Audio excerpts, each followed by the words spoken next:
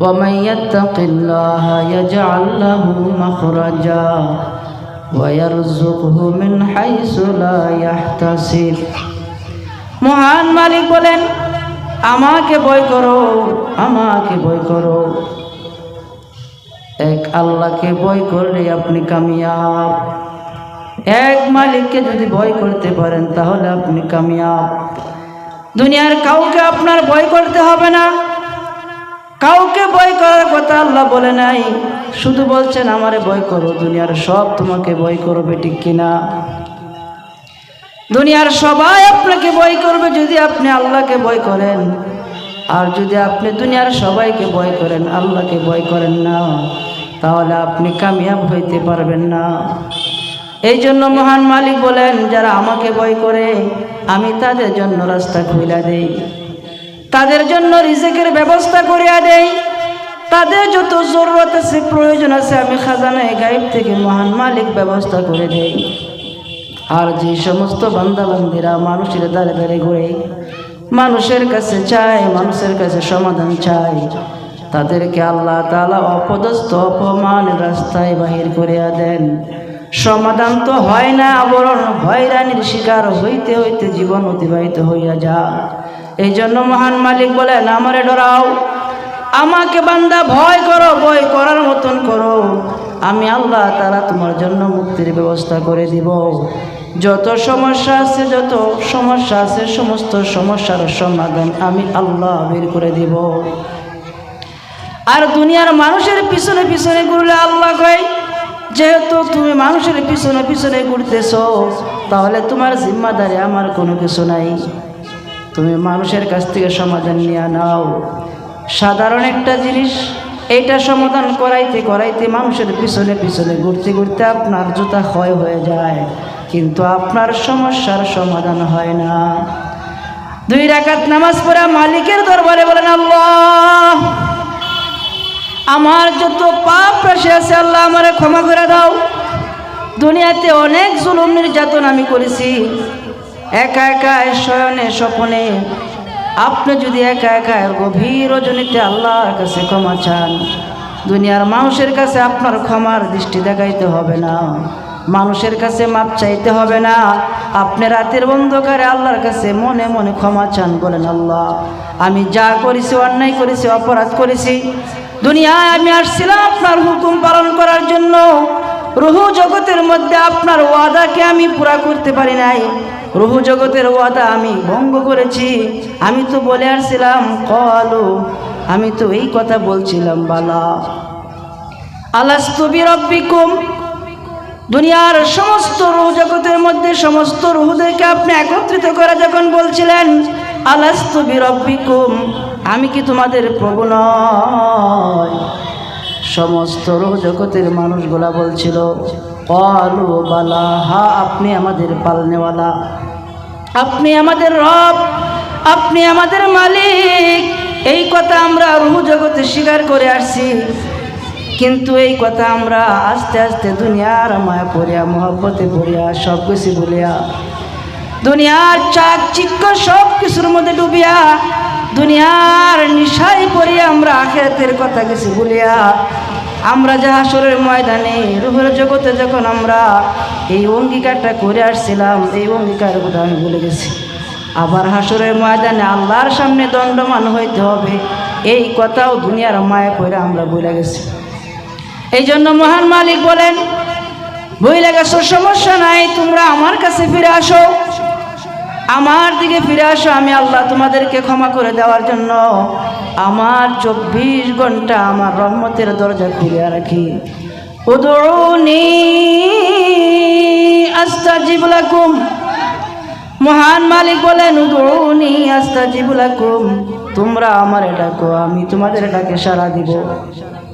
যত বড় পাপিষ্ঠ তুমি হও না কেন, যত বড় পাপী দাপী হও না কেন, মহান মালিক 24 ঘন্টা আমাদের জন্য রহমতের দরজা খুলে রাখছেন।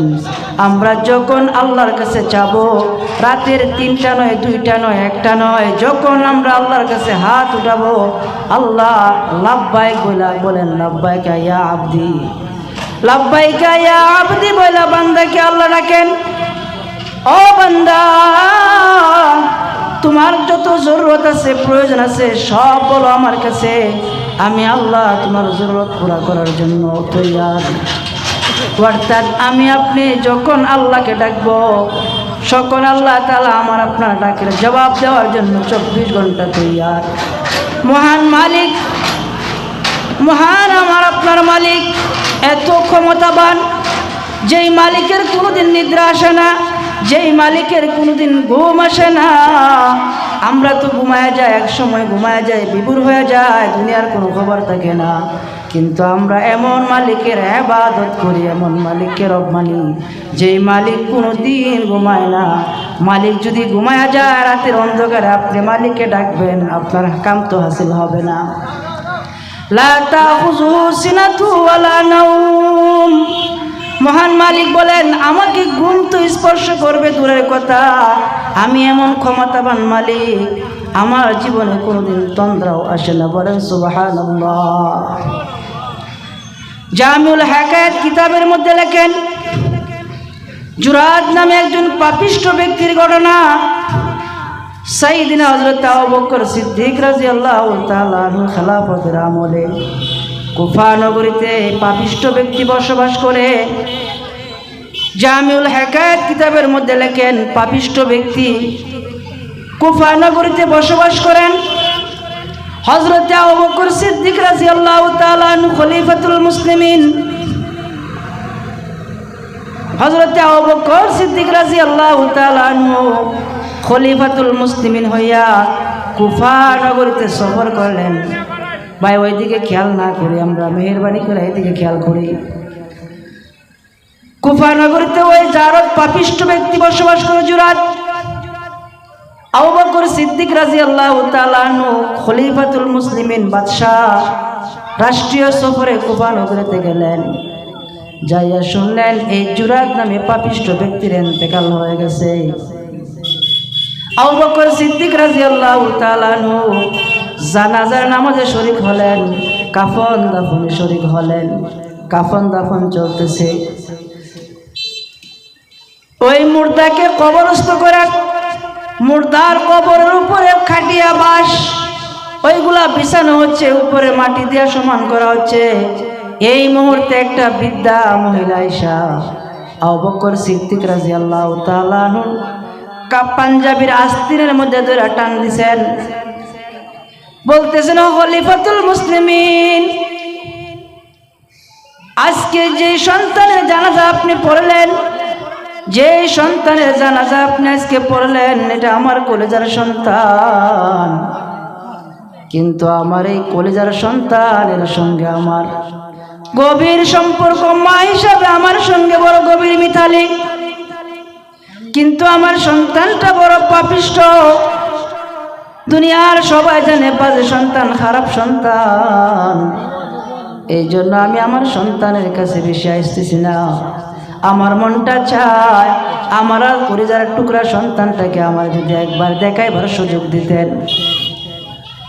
মহিলা বারবার অনুরোধ করতেছেন। আবু বকর সিদ্দিক রাদিয়াল্লাহু তাআলা আনহু নরম মানুষ, কবরের ভিতরে লাশ রাখা হয়ে গেছে, কিন্তু মহিলার কাকুতি আর মিনতি করার কারণে মহিলাকে তার সন্তানের চেহারা দেখাইবার জন্য কয়েকটা বাঁশ একটু সরাইলেন, বললেন ওই বাঁশগুলো একটু সরাই দাও, তার মারের জীবনের শেষবারের মতন একটা তার সন্তানের মুখটা দেখা দাও। হযরত আবু বকর সিদ্দিক রাদিয়াল্লাহু তাআলা আনহু কবরের দিকে তাকায় আছেন, এই লোকের চেহারার দিকে তাকায় আছেন। বাঁশগুলার সরানোর সঙ্গে সঙ্গে দেখেন পুরা কবর থেকে নূরের আলো ঝলমল করতেছে। বলেন সুবহানাল্লাহ, আল্লাহু আকবার। চেহারা থেকে আলো আসতেছে, সমস্ত কবর নূরে নূরান্বিত হয়ে গেল। আবু বকর সিদ্দিক রাদিয়াল্লাহু তাআলা আনহু কবরের এই জান্নাতি মেহমানের লাশ দেখে ওনার মনের মধ্যে বড় আশ্চর্য লাগতেছে। হায় রে হায়, মনে হয় বড় দিনদার মানুষ, বড় নেককার। এই লোকটা কি আমল দুনিয়াতে করলো? এত সুন্দর চেহারা, সমস্ত কবর নূরে নূরান্বিত হয়ে গেল। এত সুন্দর চেহারা কেমনে হইল? ওনার মনের মধ্যে কৌতূহল জাগলো, তার কি আমল ছিল জানা দরকার। কাফন দাফন যখন শেষ হয়ে গেল, এলাকার লোকদেরকে জিজ্ঞেস করতেছেন, ভাইরা বলেন তো এই লোকটার কেমন আমল ছিল? এই লোকটা, এলাকার মানুষ একে একে সবাই সাক্ষী দেয়, এই লোকটা সবচাইতে আমাদের এলাকার মধ্যে জঘন্য একটা খারাপ লোক। তার ভালো আমল আমরা কোনোদিন দেখি নাই। ডাকাতি, হারমাদি, চুরি, বাটপারি, জিনা, যত ধরনের অবৈধ কাজ আছে সব সে করেছে। এলাকার প্রত্যেকটা মানুষ তাকে রিপোর্ট দেয়, ভালো আমল নাই, ভালো কোনো আমল নাই, ভালো কোনো আমল নাই। দুনিয়ার মানুষ ডাকে ডাকাত, দুনিয়ার সবাই জানে চোর, বাটপার, সিটার। আমাদের সমাজে কোনো ভালো আমল সে করে নাই, দেখি নাই কোনোদিন ভালো আমল করতে। আবু বকর বড় পেরেশান, মানুষে কি বলে আর হয়, ঘটে গেল কি? কবরের মধ্যে যে চেহারা আমি দেখলাম, এটা কোনো জাহান্নামের চেহারা না, এটা তো একটা জান্নাতি মানুষের আলামত, এটা তো জান্নাতি মানুষের চেহারা। রিপোর্টের সাথে চেহারার কোনো মিল নাই। মানুষের ভাষ্য একরকম, চেহারা আরেক রকম। কি বিষয়? আবু বকর সিদ্দিক রাদিয়াল্লাহু তাআলা আনহু রিপোর্ট নিতে নিতে সব নিলেন, কিন্তু কোনো ভালো রিপোর্ট পাইতেছেন না, ভালো রিপোর্ট পাইতেছেন না। পেরেশান হয়ে রাতের অন্ধকারে ঘুমায় গেলেন, কিন্তু বড় পেরেশান। দিল जो खाली याद हक से आ जावा, खानाए शैतान ও दिल बेगुमा, खानाए शैतान ও दिल बेगुमा। যার অন্তর আল্লাহ পাকের জিকির থেকে খালি হয়, এই অন্তরে শয়তানি বাসা বাঁধা নেয়। আবু বকর সিদ্দিক বেচাইন, কি বিষয়? চেহারার সঙ্গে আর মানুষের রিপোর্টের সঙ্গে কোনো মিল নাই। আমি কি ভুল দেখলাম না সত্যি দেখলাম? পেরেশান হয়ে আবু বকর রাদিয়াল্লাহু তাআলা আনহু রাত্রে ঘুমায় গেছেন। রাত্রে ঘুমানোর পর ঘুমায় স্বপ্ন দেখতেছেন, দু জাহানের বাদশা সাইয়্যিদুল আম্বিয়া, সুবহানাল্লাহ বলেন, তাজদারে মদিনা, দু জাহানের বাদশা, বড় সুন্দর চেহারাওয়ালা। দু জাহানের বাদশার চেহারা থেকে নূরের ঝলকানি আসতেছে। রোজা থার, রোজা থারের কাছে যাইয়া নবীজি রোজা থারের মধ্যে আছেন, আর রোজা থারের পাশে ওই মৃত ব্যক্তি বসা, যার চেহারাটা কবরের মধ্যে দেখা হয়েছিল, সেই নবীজির পাশে বৈশা বৈশা খুশ গল্প করতেছে। আশ্চর্য ধরনের কথা। মানুষে বলে খারাপ মানুষ, ডাকাত মানুষ, চোর মানুষ, কবরের মধ্যে দেখলাম জান্নাতি চেহারা। রাতের অন্ধকারে আমি ঘুমায় গেলাম, আবার ঘুমায় স্বপ্নে দেখি নবীর সামনে বৈশা বৈশা খুশ গল্প করে। এই লোক তো সাধারণ কোনো লোক না। আবু বকর রাদিয়াল্লাহু তাআলা আনহুর দিকে তাকায় নবীজি বলেন, ও বকর, তুমি যে দিনের বেলা যে চেহারা দেখছিলা কবরের মধ্যে, এটা সত্যি ভালো মানুষের চেহারা, এটা ওই ব্যক্তির চেহারাই। ওই লোকটা আমার কাছে এখন বসা, এই লোকটাই সেই লোক, যে লোককে তুমি দিনের বেলা দেখছিলা, এখন স্বপ্ন যুগে যাকে দেখতেছো সেই লোক, সেই জান্নাতি একজন মেহমান। রাসূল বলেন, আবু বকর, আশ্চর্য হওয়ার কিছু নাই। মান বাকা মিন খাশিয়াতিল্লাহ হারামাল্লাহু আলাইহিন নার। 1500 বছর আগে আমি বলে আসছিলাম, মান বাকা মিন খাশিয়াতিল্লাহ। নবীজি বলেন, আমার কোন উম্মত যদি আল্লাহর ভয়ে ক্রন্দন করে, তোমরা তো তার দিনের বেলার আমল দেখছো, রাতের আমল তোমরা দেখো না। দিনের বেলা দেখছো গাঁজা খাইতে, দিনের বেলা দেখছো চুরি করতে, দিনের বেলা দেখছো সন্ত্রাসী মস্তানি করতে, কিন্তু রাতের অন্ধকারে আল্লাহর দরবারে ফরিয়াদ করতো আর বলতো, আল্লাহ, আল্লাহ, আমার মতন খারাপ মানুষ এলাকার মধ্যে কেউ নাই, আপনি জানেন, আমিও জানি আমি যে সবচেয়ে খারাপ। রাতের অন্ধকারে চোর, জিনাকুর, বাটপার, জুরাত আল্লাহর দরবারে ফরিয়াদ করতো আর বলতো, আল্লাহ, দুনিয়ার কেউ আমাকে ভালো বলবে না। আমি জানি আমি মারা গেলে কেউ আমাকে লাশ গোসল দেওয়ার জন্য আসবে কিনা তাও সন্দেহ। দুনিয়ার কোনো মানুষ আমার কাফন দাফনে শরীক হইবে কিনা আমি তাও জানি না। ও আল্লাহ, আমি তো আপনার বান্দা, আমারে আপনি মাফ করে দিলে আপনার কোনো সমস্যা হবে না। নবীজি বলেন, এই বান্দা রাতের অন্ধকারে উইটা উইটা কান্নাকাটি করতো, দিনের বেলা খারাপ কাজ করতো, রাতের অন্ধকারে গভীর রজনীতে আল্লাহর দরবারে নাজারি করতো আর বলতো, আল্লাহ, আমি যত অপরাধ করেছি আপনি মাফ করে দেন, যত পাপ করেছি আল্লাহ আমারে মাফ করে দেন। এই কথা বইলা বইলা চোখের পানি ছেড়া ছেড়া কাঁদতো। আর ওই কান্না আল্লাহর দরবারে কবুল হয়ে গেছে। আল্লাহ তাআলা আবু বকর এই লোকটার রাতের কান্না আল্লাহর আরশ পর্যন্ত গরম করে ফেলেছে। আল্লাহর আরশের রহমতের ঢেউকে সে গরম করে ফেলেছে। আল্লাহ তাআলা তার রুনাজারি কান্না করার কারণে তার দিনের বেলা যত পাপ ছিল রাতের অন্ধকারে সব মোচন করে নিতে। বলেন সুবহানাল্লাহ।